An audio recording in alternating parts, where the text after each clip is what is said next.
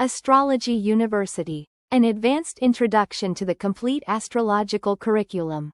Welcome and orientation. Welcome to Astrology University. You are about to begin the most comprehensive astrological education available in the modern world. A systematic curriculum that carries you from the first principles of the ancient art to the most advanced techniques of contemporary practice. Over the hours and modules that follow, you will learn to read the heavens as the ancients read them, to calculate charts by hand and by software, to synthesize the full complexity of the horoscope, and to apply the tradition to the living questions of human life. This introductory hour is designed to orient you. We will survey the entire landscape of the curriculum, the history of astrology, the philosophical foundations, the core techniques, the interpretive methods, the specialized branches, and the ethical practice of the art. By the end of this hour, you will know not only what you will learn, but why it matters, and how the pieces fit together into a coherent whole. Think of this hour as the opening map of a vast territory. We will not explore every province today. We will stand on the high ground and see the whole country laid out before us. Part 1. The History of the Art. Astrology is the oldest intellectual discipline on Earth. Its roots reach back to the dawn of recorded civilization, to the plains of Mesopotamia, where the priests of Babylon watched the night sky with a precision that modern astronomy did not surpass for 3,000 years. The Babylonians were the first to systematize the observation of the heavens, to record the cycles of the planets in cuneiform tablets, to establish the zodiac as a band of 12 signs, and to develop the earliest forms of horoscopic interpretation.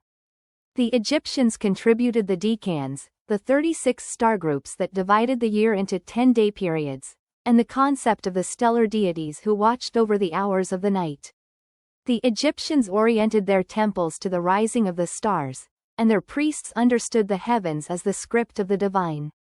When Alexander the Great conquered Egypt, the Greek and Egyptian traditions merged in the city of Alexandria, and from that fusion was born the horoscopic astrology that we practice today. The Hellenistic period, from roughly the 2nd century before the Common Era to the 6th century after, was the golden age of the tradition. The astrologers of Alexandria, Babylon, and Antioch developed the complete technical apparatus, the 12 houses, the planetary rulerships and dignities, the aspects, the lots, the profections, the zodiacal releasing, and the predictive techniques that form the backbone of the art. The Tetrabiblos of Claudius Ptolemy, written in the 2nd century, became the foundational text of the tradition, and it remains essential reading for the serious student. The tradition then moved eastward and westward. In the east, the astrologers of Persia and India absorbed the Hellenistic techniques and developed them in their own directions, creating the vast systems of Indian astrology, with its unique planetary periods, its divisional charts, and its deep integration with the religious life of the subcontinent. In the West, the scholars of the Islamic world preserved the Greek texts, translated them into Arabic, and added their own refinements. The great astrologers of Baghdad, Al-Kindi and Abu Mashar, transmitted the tradition to Europe, where it flourished in the universities of the medieval world. The Renaissance brought astrology to its most public flowering. The courts of Europe employed astrologers as advisors, and the greatest minds of the age, Kepler, Galileo, and Newton, practiced astrology alongside their astronomy. The birth of modern science did not immediately extinguish the tradition.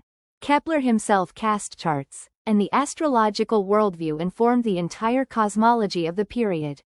But as the mechanistic philosophy of the 17th century took hold, astrology was gradually expelled from the universities, and the tradition went underground, preserved in almanacs, in folk practice, and in the secret societies.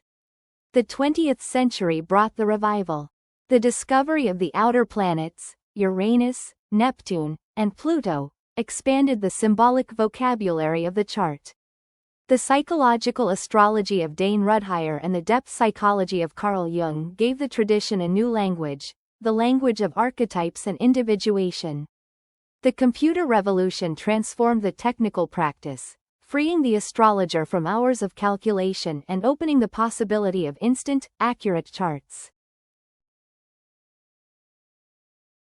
And in the 21st century, astrology has undergone a remarkable renaissance, finding new audiences through the internet, new applications through research, and new depths through the recovery of the ancient techniques that had been lost for centuries. Part 2. The Philosophical Foundations. Before the techniques, the philosophy. Astrology rests on a set of principles that were self-evident to the ancients and that remain the working assumptions of the tradition today. The first principle is the correspondence between the macrocosm and the microcosm, the Hermetic axiom, as above, so below. The patterns of the heavens mirror the patterns of the soul, and the study of one illuminates the other. This is not a superstition. It is a working hypothesis that the entire tradition has tested, refined, and applied for thousands of years. The second principle is the unity of time and space. The birth chart is a snapshot of the cosmos at a particular moment, and the tradition holds that this snapshot captures the quality of that moment, the signature of the time itself. The planets do not cause the events of the life. They are the symbolic expression of the time, the letters in which the moment writes its meaning. The astrologer reads the signature, and in reading it, comes to understand the life. The third principle is the intelligibility of the symbolic language. The zodiac, the houses, the planets, and the aspects form a coherent symbolic system, a language that can be learned, spoken, and understood. The tradition has spent millennia refining this language, defining its terms, testing its applications, and transmitting its grammar. The student who masters the language gains access to a mode of understanding that complements the rational, analytic mind with the symbolic, intuitive mind. The fourth principle is the ethical dimension of the practice. Astrology is not a deterministic cage. The chart describes tendencies, potentials, and timings, but the human will remains free within the described field. The astrologer's task is not to predict an inescapable fate but to illuminate the choices available within the pattern, to help the client meet the planetary energies with awareness, skill, and freedom. This ethical foundation, this commitment to human freedom and dignity, is what separates the true astrologer from the fortune teller. Part 3. The core techniques, the planets. The planets are the actors of the astrological drama. Each planet represents a fundamental principle of consciousness, a faculty of the soul, a domain of experience. The 10 planets of the modern tradition, from the Sun to Pluto, form a complete symbolic alphabet, and the advanced student learns each planet in its full depth, its essential meaning, its rulerships, its dignities, its cycles, and its expressions in every house and sign. The Sun is the principle of identity, of the conscious self, of the vital will. The Sun describes how we shine, how we express our essential nature, and how we seek to be seen. The Moon is the principle of receptivity, of the emotional body, of memory and habit. The Moon describes how we feel, how we respond, how we nurture and are nurtured, and how we process the past. Mercury is the principle of mind, of communication, of the exchange of information. Mercury describes how we think, how we speak, how we learn, and how we connect the worlds of thought and language. Venus is the principle of attraction, of value, of beauty, and of love.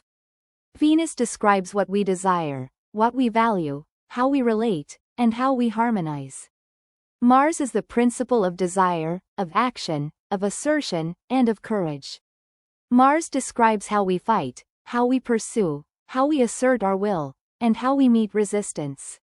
Jupiter is the principle of expansion, of meaning, of faith, and of blessing.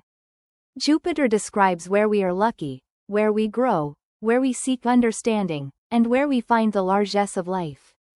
Saturn is the principle of structure, of limitation, of time, and of mastery. Saturn describes where we are tested, where we are disciplined, where we build, and where we learn the lessons of maturity. Uranus is the principle of liberation, of innovation, of the sudden break, and of the awakening. Uranus describes where we are original, where we rebel, where we are struck by lightning, and where we free ourselves from the past. Neptune is the principle of dissolution, of imagination, of the mystical, and of the infinite. Neptune describes where we dream, where we are deceived, where we merge, and where we touch the transcendent. And Pluto is the principle of transformation, of power, of the underworld, and of the rebirth. Pluto describes where we are stripped, where we are empowered, where we die, and where we are reborn. The advanced student does not memorize the planets as a list of keywords. The advanced student meets the planets as living principles, and learns to recognize their signatures in the chart, in the life, and in the world. Part 4. The Core Techniques. The Signs and the Elements. The signs of the zodiac are the 12 expressions of the planetary principles, the 12 costumes that the actors wear, the 12 flavors of the cosmic soup. Each sign belongs to one of the 4 elements, fire, earth, air, and water, and to one of the 3 qualities, cardinal, fixed, and mutable. The elements describe the fundamental nature of the sign's energy, and the qualities describe its mode of operation. The fire signs, Aries, Leo, and Sagittarius, are the signs of spirit, of enthusiasm, of action, and of faith. Fire is the element of the vital spark, the impulse that ignites, inspires, and impels. The earth signs, Taurus, Virgo, and Capricorn, are the signs of matter, of practicality, of sensation, and of endurance. Earth is the element of the body, the ground that gives form to the spirit. The air signs, Gemini, Libra, and Aquarius, are the signs of mind, of relationship, of ideas, and of society. Air is the element of the breath, the medium of communication and connection. And the water signs, Cancer, Scorpio, and Pisces, are the signs of soul, of emotion, of depth, and of mystery. Water is the element of feeling, the ocean of the unconscious. The cardinal signs, Aries, Cancer, Libra, and Capricorn, are the signs of initiation, the signs that begin the seasons, the signs of action, of movement, of the impulse to start. The fixed signs, Taurus, Leo, Scorpio, and Aquarius, are the signs of consolidation, the signs that hold the middle of the seasons, the signs of stability, of persistence, of the impulse to maintain. The mutable signs, Gemini, Virgo, Sagittarius, and Pisces, are the signs of adaptation, the signs that complete the seasons, the signs of change, of flexibility, of the impulse to transform. The advanced student learns the signs not as 12 separate boxes but as a continuous spectrum, a wheel of expressions in which each sign grows out of the one before and leads into the one after. Aries begins the year with the impulse to be. Taurus holds the being. Gemini relates the being. Cancer nourishes the being. Leo expresses the being. Virgo perfects the being. Libra balances the being. Scorpio transforms the being. Sagittarius expands the being. Capricorn structures the being. Aquarius liberates the being. And Pisces dissolves the being, returning it to the source, from which a new Aries will arise. Part 5. The Core Techniques. The Houses and the Angles. The houses are the 12 divisions of the chart wheel that describe the domains of experience in which the planetary principles operate. The first house is the house of the self, of the body, of the personal presence, and of the mask that the world sees. The second house is the house of resources, of possessions, of values, and of the physical means of survival. The third house is the house of mind, of communication, of siblings, of neighbors, and of the immediate environment. The fourth house is the house of home, of family, of roots, of the mother, and of the foundation of the life. The fifth house is the house of creation, of play, of romance, of children, and of the joyful self-expression of the soul. The sixth house is the house of work, of health, of service, of routine, and of the daily practice of the life. The seventh house is the house of relationship, of marriage, of partnership, of the open enemy, and of the other. The eighth house is the house of transformation, of death, of inheritance, of intimacy, and of the shared resources of the soul. The ninth house is the house of vision, of philosophy, of religion, of travel, and of the search for meaning. The 10th house is the house of purpose, of career, of reputation, of the father, and of the public contribution of the life. The 11th house is the house of community, of friendship, of hopes, of aspirations, and of the collective vision. And the 12th house is the house of the hidden, of the unconscious, of solitude, of retreat, and of the connection to the divine. The angles are the four most powerful points of the chart. The ascendant, the rising sign, is the point of the self, the horizon at the moment of birth, the threshold through which the soul enters the world.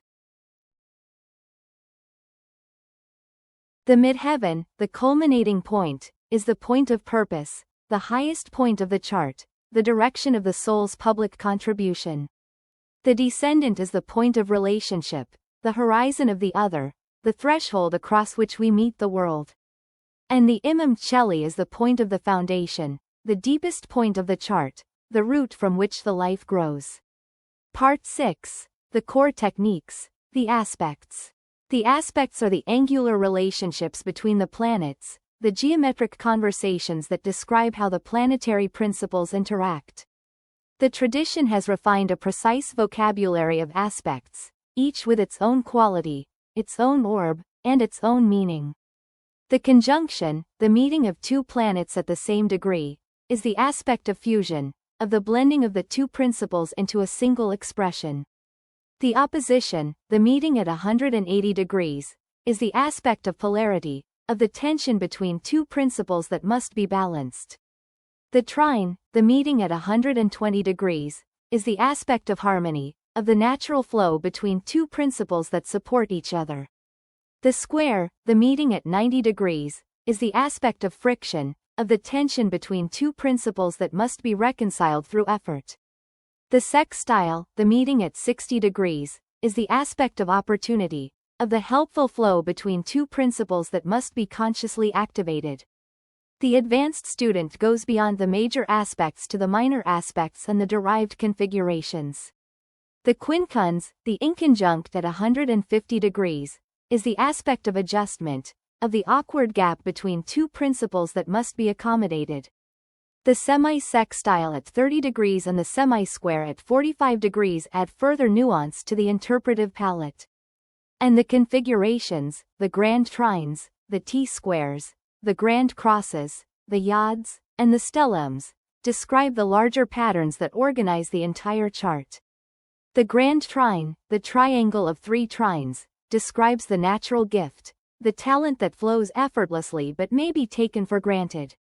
The T-square, the configuration of two squares and one opposition, describes the driving tension, the engine of the life that demands action.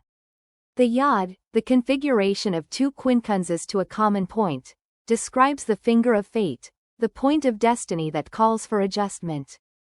Part 7. The predictive techniques, transits.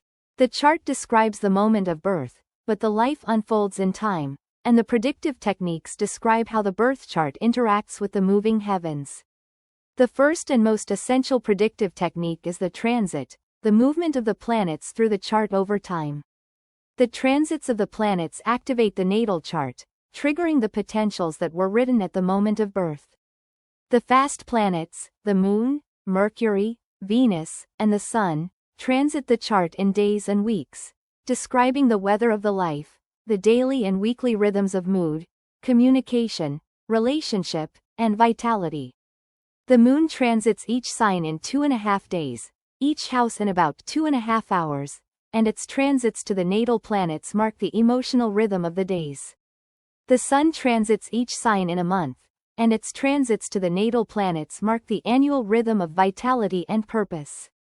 Mercury transits each sign in 2 to 3 weeks, and its transits mark the rhythm of communication, thought, and commerce.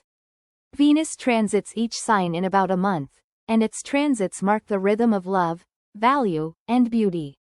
The slow planets, Mars, Jupiter, and Saturn, transit the chart in months and years, describing the seasons of the life. Mars transits each sign in 6 to 8 weeks, and its transits mark the periods of action, assertion, and conflict. Jupiter transits each sign in about a year, and its transits mark the periods of expansion, blessing, and opportunity. Saturn transits each sign in 2.5 years, and its transits mark the periods of testing, discipline, and maturation. The Saturn return, the return of Saturn to its natal position at approximately 29 years of age, is the most famous of the transit milestones, the closing of the first chapter of adult life and the opening of the second. The outer planets, Uranus, Neptune, and Pluto, transit the chart in decades, describing the epochs of the life. Uranus transits each sign in 7 years, and its transits mark the periods of liberation, upheaval, and awakening. Neptune transits each sign in 14 years, and its transits mark the periods of dissolution, inspiration, and spiritual opening. Pluto transits each sign in 12 to 30 years, and its transits mark the periods of transformation, power, and rebirth. The transits of the outer planets to the natal angles and luminaries mark the great initiations of the life, the moments when the soul is asked to die and be reborn within the single incarnation. Part 8. The predictive techniques, progressions, directions, and returns. The secondary progression is the technique in which each day after birth symbolizes 1 year of life. The progressed sun advances about 1 degree per year, describing the soul's evolving sense of purpose.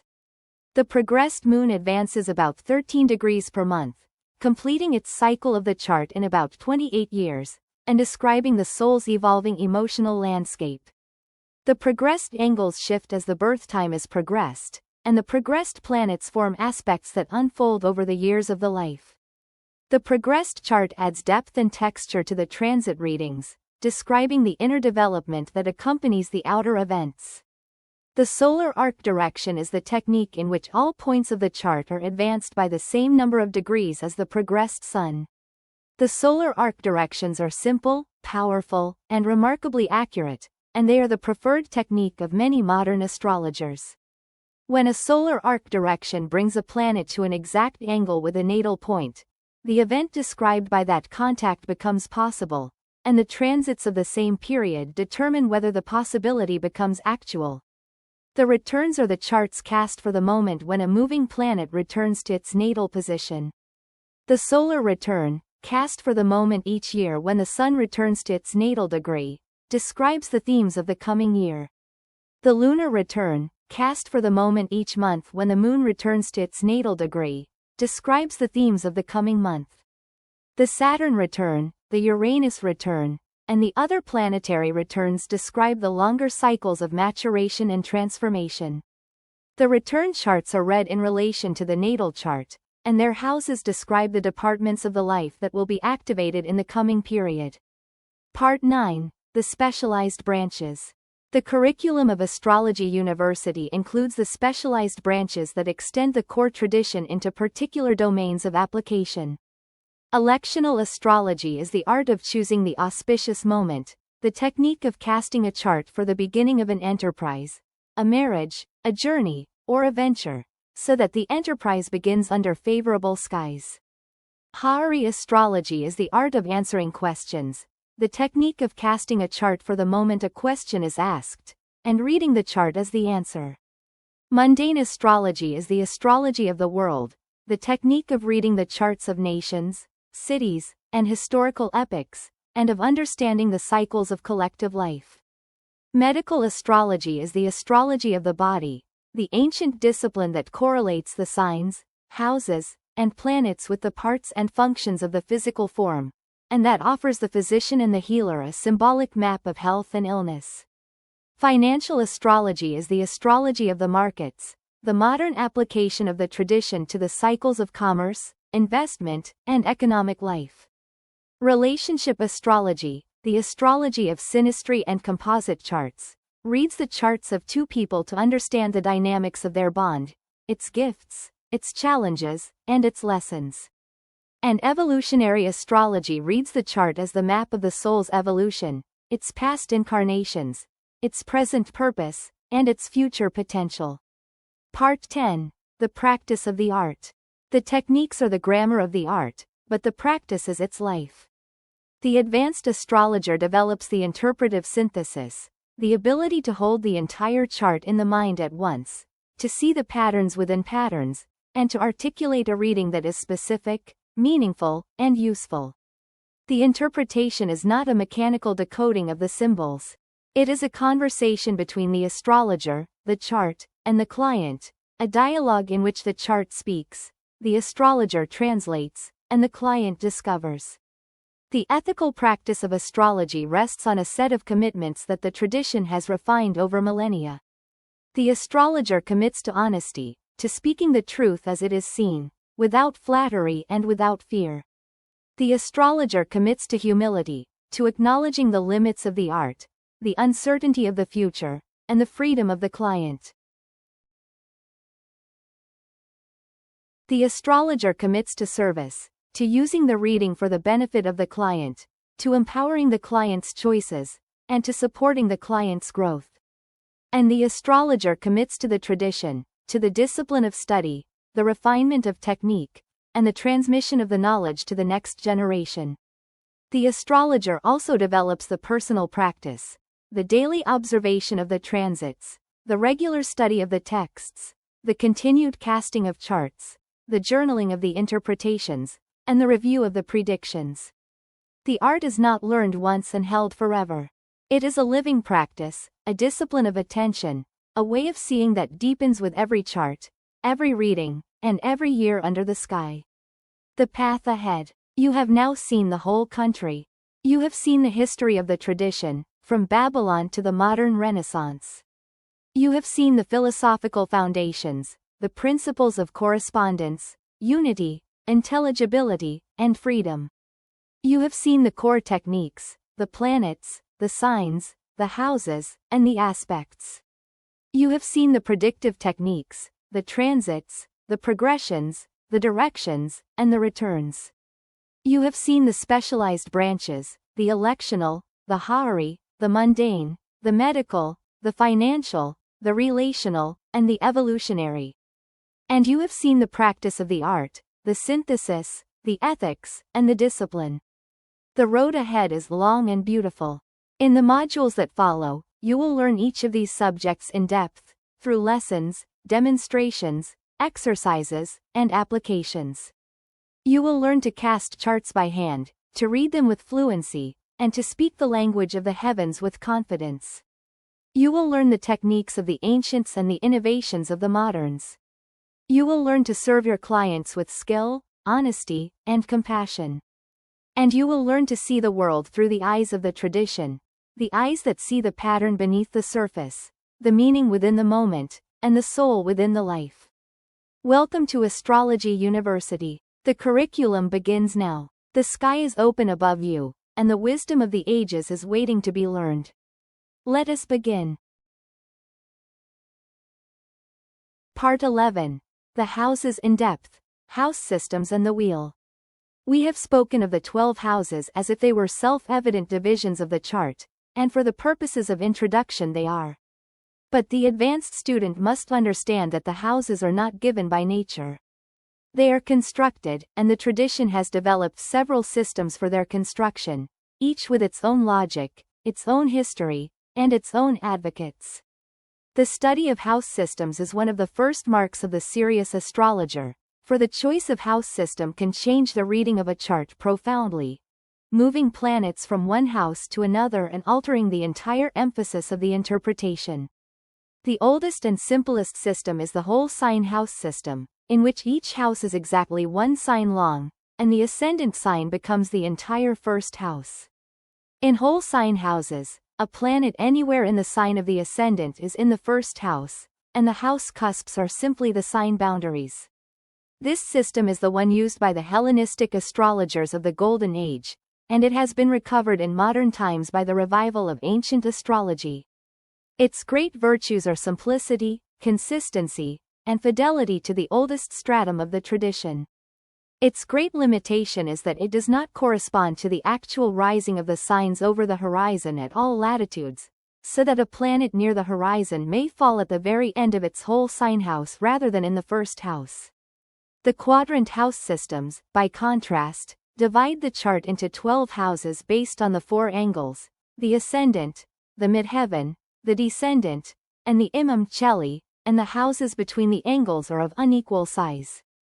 The most widely used quadrant system today is the Placidus system, named for the 17th century monk Placido de Titus, and it is the default of most modern software. Placidus houses are based on the division of time, specifically the semi-arcs of the planets, and their sizes vary with latitude, so that in high latitudes some signs may be intercepted, entirely contained within a single house. The equal house system divides the zodiac into 12 equal 30-degree houses, but places the first house cusp at the ascendant, so that the houses are equal in zodiacal longitude but do not necessarily coincide with the signs.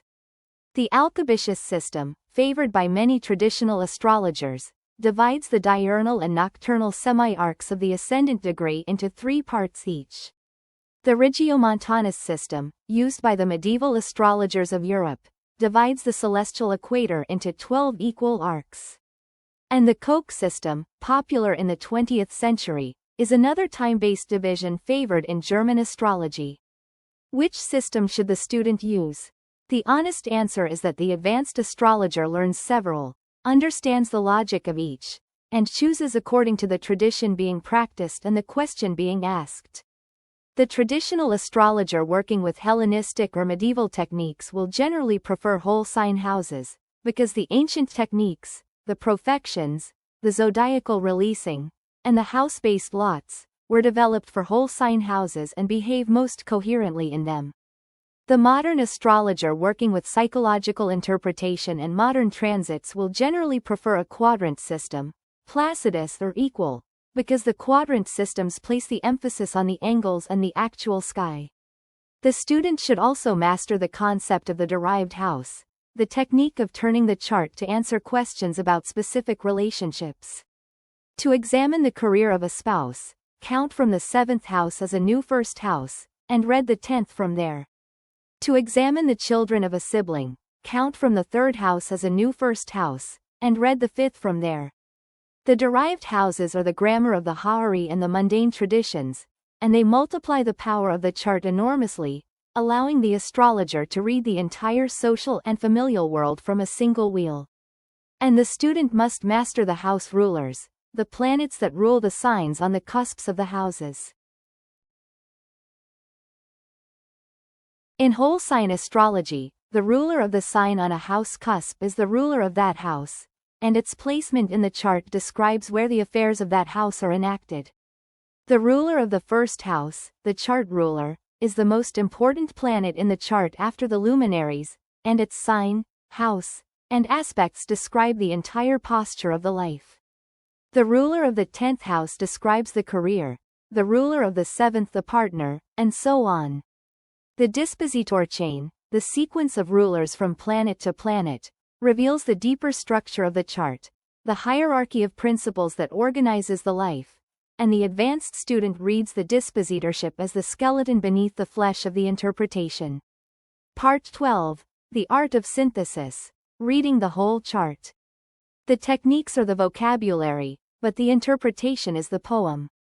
The advanced astrologer reads the chart as a whole, and the art of synthesis is the ability to hold all the parts in the mind at once, to see the patterns within patterns, and to speak with coherence and depth. The student who has learned the planets, the signs, the houses, and the aspects now faces the true discipline, the integration of these elements into a unified reading. The synthesis begins with the element and quality balance. Count the planets in fire, earth, air, and water, and in the cardinal, fixed, and mutable qualities. The balance reveals the temperament of the chart, the fundamental tone of the life. A chart heavy in fire is a chart of spirit, enthusiasm, and action. A chart heavy in earth is a chart of practicality, endurance, and the body. A chart heavy in air is a chart of mind, relationship, and ideas. And a chart heavy in water is a chart of soul, emotion, and depth. The missing element is as significant as the dominant one, for it describes the capacity that must be developed, the blind spot of the life. The synthesis continues with the angularity and the chart shape. The planets in the angular houses, the 1st, 4th, 7th, and 10th, are the most powerful, the ones that shape the public life and the central themes. The planets in the succedent houses, the 2nd, 5th, 8th, and 11th, are the supportive ones, the resources and the relationships. The planets in the cadent houses, the 3rd, 6th, 9th, and 12th, are the reflective ones, the inner life and the mental processes. The distribution of the planets describes the shape of the chart, and the shapes have traditional names and meanings. The bowl chart, with all planets within 180 degrees, describes a life of focused purpose, pouring its energy in one direction. The bucket chart, with a single planet standing apart, describes a life led by that planet's principle, the handle of the bucket. The locomotive chart, with all planets in a contiguous arc, describes a life of forward momentum, powered by the planet at the leading edge. The seesaw chart, with planets in two opposing groups, describes a life of polarity, of balancing opposites. The splash chart, with planets scattered evenly, describes a life of diversity, of many interests and many gifts.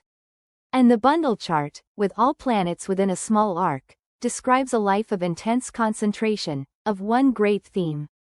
The synthesis then examines the chart ruler, the ruler of the ascendant, and the condition of the luminaries. The sun describes the core identity, the moon the emotional foundation, and the chart ruler the life's director. The aspects between these three, and their placements, give the first layer of the biography.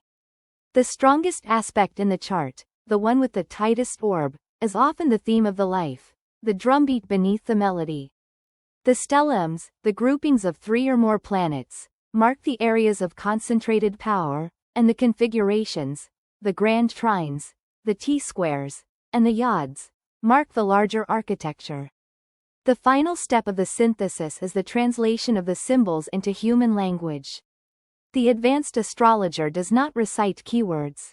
The advanced astrologer tells a story, the story of a human being, with gifts and challenges, with a past and a future, with a purpose and a path. The chart is not a verdict. It is a map, and the reading is the guidance that helps the traveler find the way. The student should practice the synthesis on every chart, on the charts of friends and strangers, of the famous and the obscure, and should journal every reading, returning to it later to see what was seen and what was missed. The art of synthesis is a lifetime's discipline, and it is the heart of the astrologer's craft. Part 13. The tools of the trade: calculation, ephemeris, and software. The astrologer's tools have changed dramatically over the millennia, but the principles behind them have not. The ancient astrologers computed their charts with ephemerides inscribed on clay tablets and with astronomical tables that required hours of patient arithmetic. The medieval astrologers used the ephemerides and the tables of houses of their day, and the Renaissance astrologers refined the instruments of observation. The modern astrologer, of course, has the computer, and the computational burden has been lifted entirely. But the advanced student should understand what the software is doing, and should know the history of the calculation, for the understanding of the technique is the foundation of the interpretation. The first tool is the ephemeris, the table of the planetary positions over time. The ancient ephemerides, the Babylonian almanacs, recorded the positions of the planets in the zodiac at regular intervals, and the Hellenistic astrologers used them to cast the charts of their clients.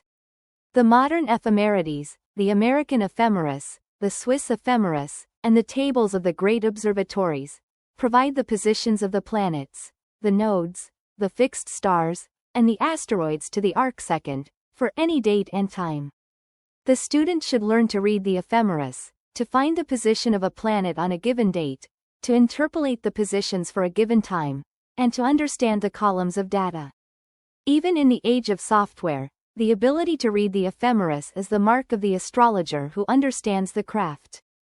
The second tool is the table of houses, the table that gives the degrees of the house cusps for a given ascendant and latitude. The ancient and medieval tables of houses were the most laborious part of the calculation, and the astrologers of the past spent hours in the arithmetic of the houses. The modern astrologer does not need the tables, but the student should understand what the tables do, and should understand the difference between the sidereal time and the local time, the equation of time, and the conversion of time zones, for these are the first steps of the calculation, and errors here corrupt the entire chart. The third tool is the software. The modern astrologer has at hand a remarkable range of programs, from the free online services like astrology, which provides accurate charts for any date and place, to the professional packages like Solar Fire, Astro Gold, and the traditional astrology programs that implement the ancient techniques. The advanced student should master at least one professional package, and should understand its settings, the house system, the zodiac, the aspect orbs, the chart type, and the display options. The student should also learn to use the software's research and chart comparison functions, the synastry and composite charts, the transits and progressions, the returns and the eclipses. The accuracy of the birth time is the great practical issue of the calculation. A chart cast for the wrong time may have an incorrect ascendant, and the entire house structure shifts. The advanced astrologer learns the art of rectification, the technique of adjusting the birth time to fit the known events of the life, using the transits and the progressions to find the time that makes the chart speak the truth.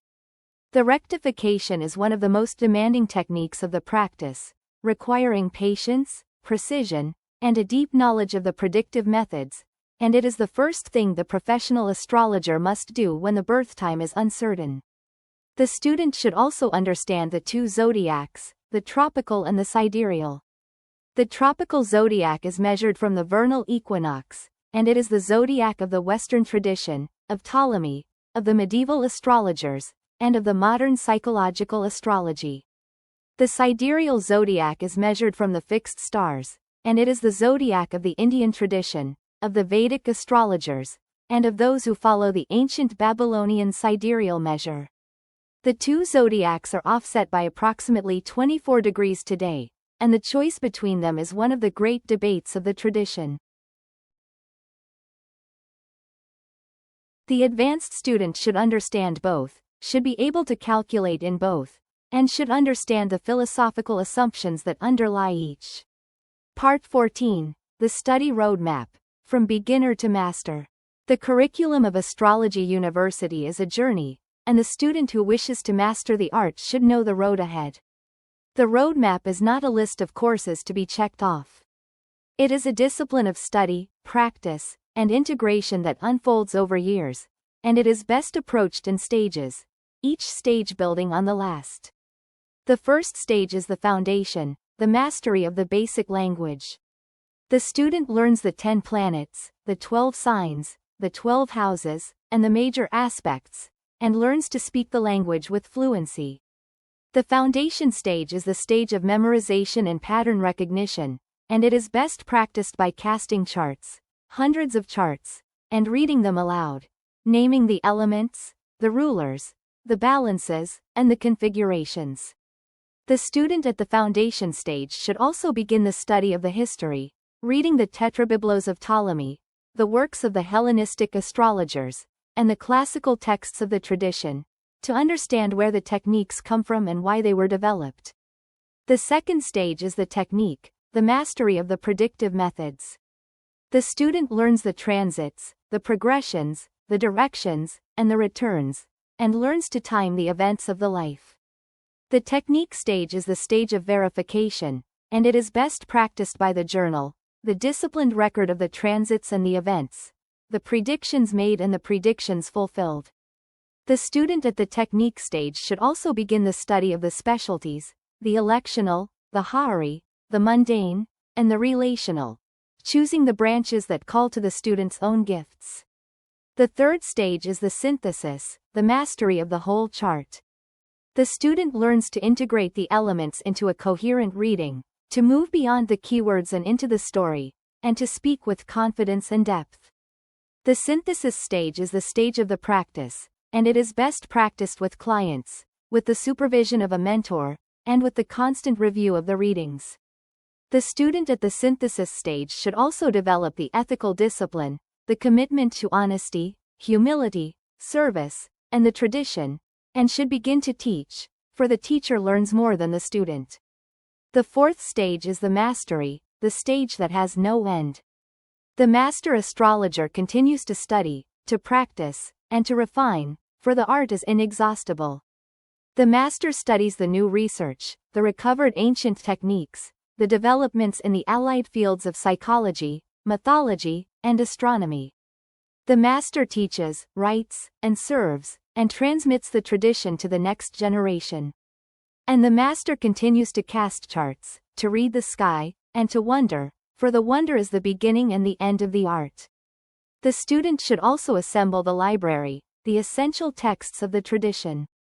The Tetrabiblos of Ptolemy, the Anthology of Vettius Valens, the Christian Astrology of William Lilly, the works of Dane Rudhyer, of Stephen Arroyo, of Robert Hand, and of the modern masters of the tradition, the texts of the Hellenistic revival, and the journals of the astrological societies.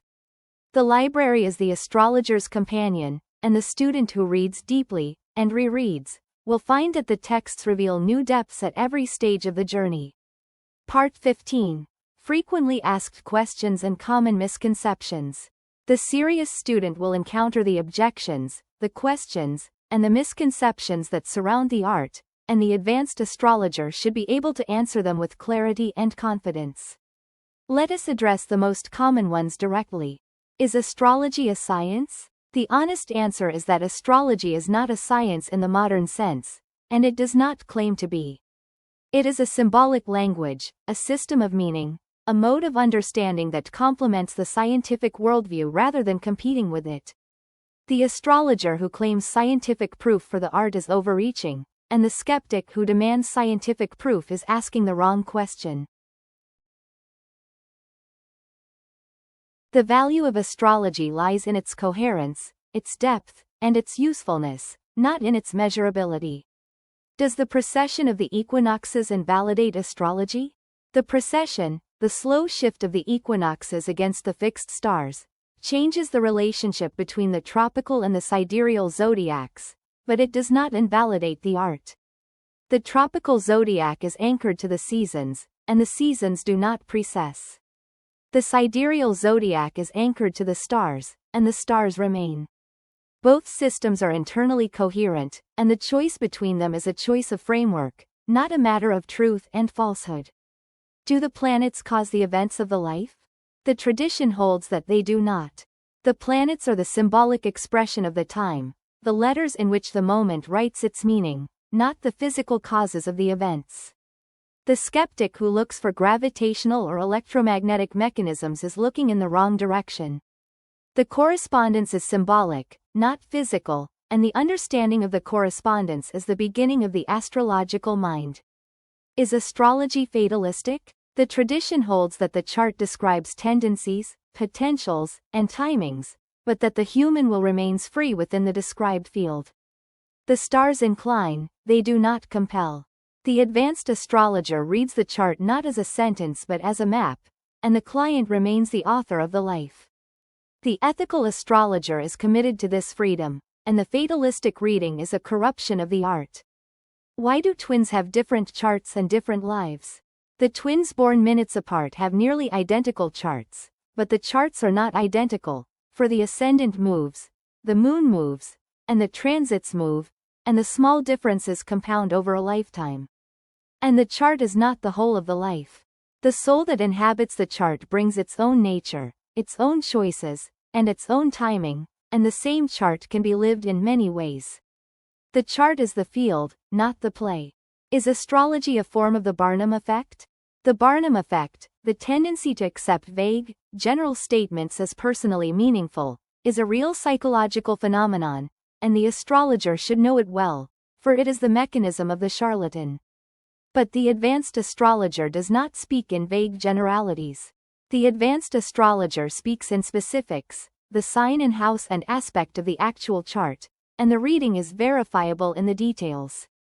The difference between the astrologer and the charlatan is precisely this specificity, and the commitment to the real chart. The advanced student should also understand the relationship between astrology and astronomy. The astronomer studies the physical heavens, the positions, the motions, and the physics of the celestial bodies. The astrologer studies the symbolic heavens, the meanings, the patterns, and the correspondences. The two disciplines share the sky, and the astrologer should know the astronomy, for the precision of the calculation is the foundation of the interpretation. The two disciplines are not enemies. They are neighbors, looking at the same sky with different eyes. And the student should know the limits of the art. Astrology cannot predict the exact event, the exact date, the exact outcome. It can describe the climate, the tendencies, and the timings, and it can illuminate the choices. The astrologer who promises certainty is a fraud, and the astrologer who admits the uncertainty is a truth-teller. The advanced astrologer works with the uncertainty, and the uncertainty is not the weakness of the art. It is the condition of its depth, the space in which the freedom of the client lives, and the humility in which the wisdom of the astrologer grows. We have come to the end of this introductory hour, and you have seen the whole country. The road ahead is long and beautiful, and the curriculum of Astrology University will guide you through it, stage by stage, from the foundation to the mastery. The sky is open above you, the wisdom of the ages is waiting, and the stars are your teachers. Welcome to Astrology University. Let us begin. Part 16. The Luminaries and the Monthly Rhythm. Before we close this introductory hour, let us give proper attention to the two most personal points of the chart, the luminaries, the sun and the moon, and to the monthly rhythm that governs the practice of the astrologer. The sun and the moon are called the luminaries because they are the lights of the chart, the two principles that structure the entire life. The sun is the light of consciousness, the identity, the will, the center around which the personality organizes itself. The moon is the light of the soul, the receptivity, the memory, the emotional foundation, the instinctive self that knows without thinking. In the ancient tradition, the luminaries were the most important points of the chart, more important than any planet, and their condition, their mutual aspects, and their placements describe the fundamental texture of the life. The relationship between the sun and the moon, the lunation cycle, is the most ancient cycle of the astrological tradition, and it is the rhythm that the astrologer lives by. The new moon, when the sun and moon are conjunct, marks the beginning of the cycle, the seed of the month, the moment of inwardness, of intention, of planting. The waxing moon, from the new to the full, is the period of growth, of building, of effort, of expansion. The full moon, when the sun and moon are opposite, marks the climax of the cycle, the moment of illumination, of fruition, of the harvest of what was planted. And the waning moon, from the full to the new, is the period of release, of completion, of letting go, of the return to the seed. The phase of the moon at birth, the phase of the lunation cycle into which the native is born, is one of the oldest and most profound indicators of the chart. The new moon person, born within 3.5 days of the new moon, is the pioneer, the soul that begins, that initiates, that carries the seed of the new. The crescent person, born after the new moon, is the builder, the soul that gives form to the beginning. The first quarter person, born at the square, is the fighter, the soul that struggles, that overcomes, that pushes through the crisis of growth. The gibbous person is the refiner, the soul that perfects, that analyzes, that prepares the harvest.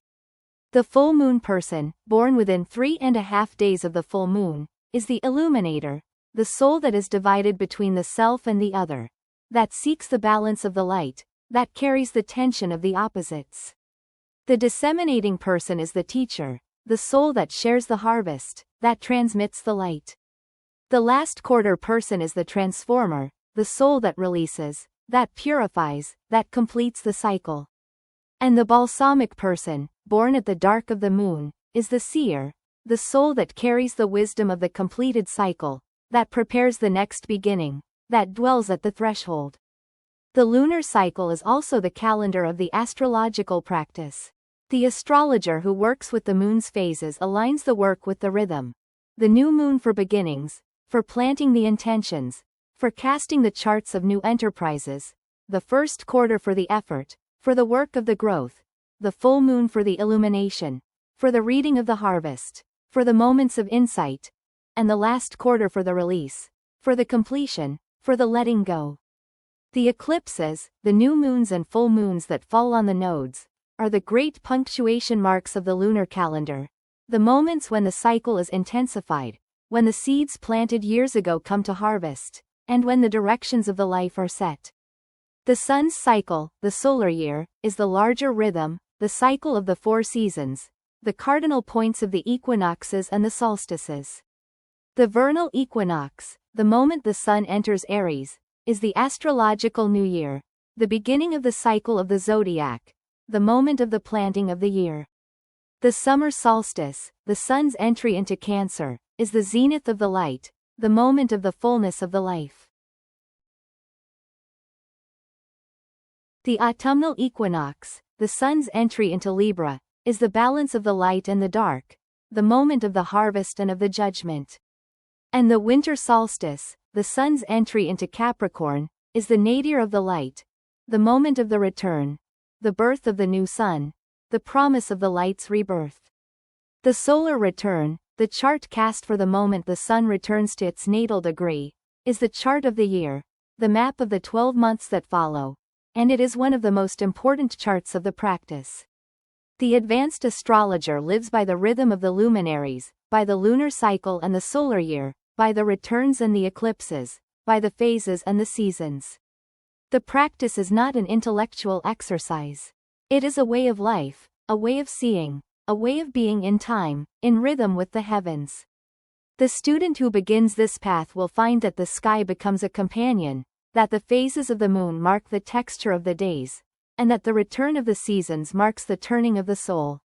The study of astrology is the study of time itself, and the practice of astrology is the practice of living in time with awareness, with skill, and with grace. Part 17. The opening of the door. And so we come to the close of this introductory hour, to the threshold of the curriculum, to the opening of the door. You have now seen the whole landscape of the astrological art, from the history of the tradition to the philosophy of the practice, from the core techniques to the predictive methods, from the specialized branches to the ethical discipline, from the house systems to the art of synthesis, from the tools of the trade to the roadmap of the study, and from the answers to the common questions to the rhythm of the luminaries. The map is drawn. The territory awaits. Let us gather the essential teachings one final time, so that they may serve as your compass. The first teaching is the principle of correspondence. As above, so below. The patterns of the heavens mirror the patterns of the soul, and the study of the sky is the study of the self. The second teaching is the unity of the art. The planets, the signs, the houses, and the aspects form a single language, and the chart is a single document, to be read whole. The third teaching is the freedom of the client. The stars incline, they do not compel, and the chart is a map, not a verdict. The fourth teaching is the humility of the astrologer. The art cannot prove its claims, and the honest astrologer acknowledges the limits, the uncertainty, and the mystery. And the fifth teaching is the discipline of the practice. The art is learned by study, by practice, and by service, and it deepens with every chart, every reading, and every year under the sky. The road ahead is long, and it is beautiful. The curriculum of Astrology University will walk with you through every stage of the journey, from the foundation of the language to the mastery of the synthesis, from the first chart you cast to the 1000th. You will learn to read the ephemeris and to understand the software, to choose the house system and to rectify the birth time, to interpret the transits and to direct the chart, to read the nodes and the eclipses, and to speak the language of the heavens with fluency and with depth. You will learn to serve your clients with skill and with compassion, to honor the tradition and to extend it, and to find in the practice a lifelong companion and a lifelong teacher. The sky is open above you. The stars are turning in their courses, as they have turned since before the first astrologer looked up, and as they will turn long after the last. The wisdom of the ages is written in their light, waiting to be read by those who learn the language. And you are now one of those who has begun to learn. Welcome to Astrology University. The curriculum begins now. The door is open. Step through, and let the stars be your teachers. Let us begin.